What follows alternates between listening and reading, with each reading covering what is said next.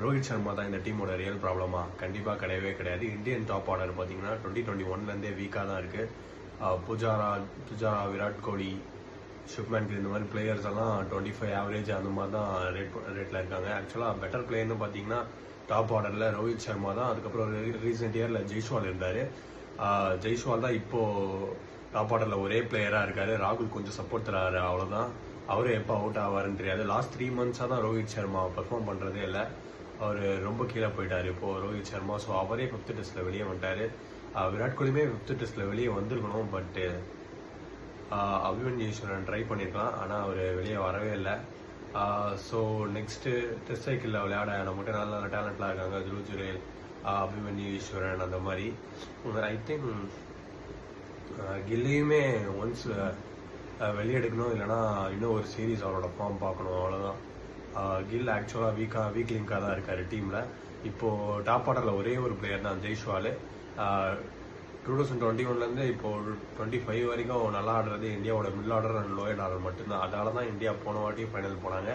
அதுவும் ஸ்ரீலங்கா நியூசிலாண்டில் லாஸ் பண்ணி அப்படி தான் ஃபைனல் போனாங்க. இல்லைனா அதுவுமே போயிருக்க மாட்டாங்க. ஸோ இந்தியாவோட டாப் ஆர்டர் வந்து பிக் கன்சர்ன். அதில் ரோஹித் சர்மா மட்டும்தான் இப்போ எல்லாருக்கும் சொல்லிட்டு இருக்காங்க. ரோஹித் சர்மா அவராகவே வெளியே வந்துட்டார் 5ல்.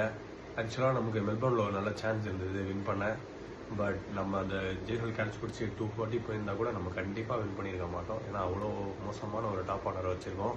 அதுவும் இல்லாமல் இந்த வாட்டியுமே 180 5th டெஸ்ட் சிட்னியில் 180க்கு மடங்கணும். பட் அவங்க மறுபடியும் வந்துட்டாங்க நம்ம டாப் ஆர்டரை வச்சு. நம்ம டாப் ஆர்டர் அவ்வளோ வீக்காக இருக்குது. அதுவும் இல்லாமல் பெர்த்தில் மட்டும்தான் நம்ம இந்த மேட்ச் வின் பண்ணியிருக்கோம். அதுவும் ரோஹித் சர்மா இல்லாமல் வின் பண்ணியிருக்கோம். ஸோ அதே ஒரு ரீசன் எல்லாம் சொல்லிட்டு இருக்காங்க. ஆக்சுவலாக ஆஸ்திரேலியா ரெடியாக இல்லை அப்படின்னு தான் சொல்லணும் பெர்த்தில். ஸோ அவங்க அதுக்கப்புறம் வச்சு செஞ்சுட்டாங்க. நம்ம கேம்லேயே இல்லை. லாஸ்ட்டு 4 டெஸ்ட்டாகவே மெல்போர்னில் ஒரு கம்பேக் கொடுக்குற மாதிரி இருந்துச்சு, அதுவும் போச்சு. இப்போ சிட்னியில் கம்பேக் கொடுக்குற மாதிரி இருந்தது, அதுவுமே கை விட்டு போயிடுச்சு. எல்லாத்துக்குமே காரணம் அந்த டாப் ஆர்டர் தான். அந்த டாப் ஆர்டரில் இருக்கிற முக்கியமான 3 பிளேயர்ஸ் விராட் கோலி, கில் அண்ட் ஆக்சுவலாக KL ராகுலுமே ஹோமில் சுத்தமாக ஆட மாட்டார். வேலை மட்டும்தான் ஆடுவார். இந்த வாட்டியும் அவர் எப்போ அவுட் ஆவார் அப்படின்னு சொல்லவே முடியாது. ஸோ அதுக்கேற்ற மாதிரி ஒரு 2 இன்னிங்ஸ் இந்த வாட்டி ஆடினார். மொத்தம் 10 இன்னிங்ஸில். ஸோ நெக்ஸ்ட் சீசன் பார்க்கலாம். இந்தியா வந்து கண்டிப்பாக அபிமன்யு ஈஸ்வரன், துருவ் ஜுரேல் மாதிரி வேறு டேலண்ட்ஸ்லாம், தேவ்தத் படிக்கல் இந்த மாதிரி டேலண்ட்ஸ்லாம் கண்டிப்பாக ட்ரை பண்ணுவாங்க. ஸோ இந்த டெஸ்ட் சைக்கிள் ஃபைனல் வந்து சவுத் ஆஃப்ரிக்கா வர்சஸ் ஆஸ்திரேலியா அப்படின்னு ஆயிடுச்சு.